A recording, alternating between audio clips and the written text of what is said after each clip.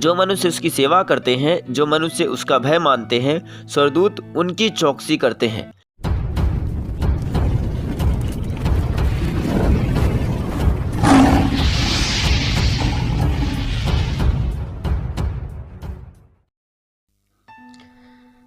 परमेश्वर का भय मानना बहुत ही जरूरी है। वचन बताता है कि हम अपने जीवन में परमेश्वर का भय मानना सीखें। हम अपने आसपास के लोगों के लिए आशीष का कारण बन सकेंगे। यदि हम अपने चाल चलन में परमेश्वर के भय के अनुरूप चलेंगे, हम अपने बाल बच्चों को परमेश्वर के भय के अनुसार, उसकी शिक्षाओं के अनुसार चलाना सिखाएंगे। जिस परमेश्वर ने हमें बनाया है और हमारे लिए नैतिकता की सीमाएं तय की हैं, उसके भय में हमें चलना है। उत्पत्ति से लेकर प्रकाशित वाक्य में ऐसे अनेक उदाहरण हैं जब हम यहोवा परमेश्वर को मानते हैं और उसका भय मानते हैं, उसकी आज्ञाओं पर चलते हैं, तो परमेश्वर हमें सांसारिक रूप से आशीषित करता है। भजन संहिता 34:9 में लिखा है, हे परमेश्वर के पवित्र लोगों, उसका भय मानो, क्योंकि उसके डरवाइयों को किसी बात की घटी नहीं होती। किनको किसी बात की घटी नहीं होती? वे जो परमेश्वर का भय मानते हैं। भजन संहिता 34:7 में लिखा है, यहोवा के डरवाइयों के चारों ओर उसका दूत छावनी किए हुए उनको बचाता है।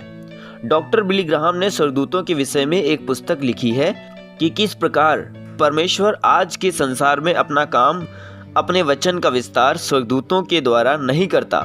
वह अपने वचन का प्रचार मनुष्यों से कराता है, और जो मनुष्य उसके वचन का प्रचार करते हैं, जो मनुष्य उसकी सेवा करते हैं, जो मनुष्य उसका भय मानते हैं, स्वर्गदूत उनकी चौकसी करते हैं, स्वर्गदूत उनकी रक्षा करते हैं।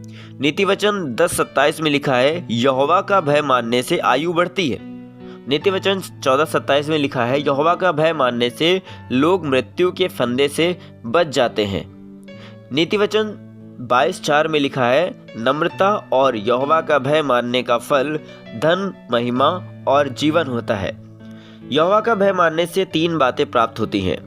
यहोवा का भय मानने से धन, महिमा और जीवन मिलता है। इसका स्रोत क्या है? इसका स्रोत है परमेश्वर का भय मानना।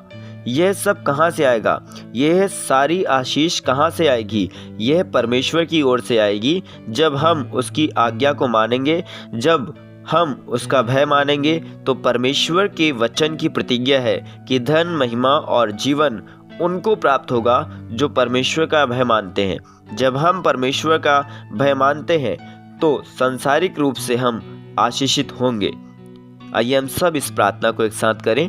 पिता परमेश्वर, तेरा भय मानना आशीषों का स्रोत है। हम तेरे भय में जीवन में आगे बढ़ सके, ऐसी समझ प्रदान कर, प्रभु यीशु मसीह के नाम में, आमीन।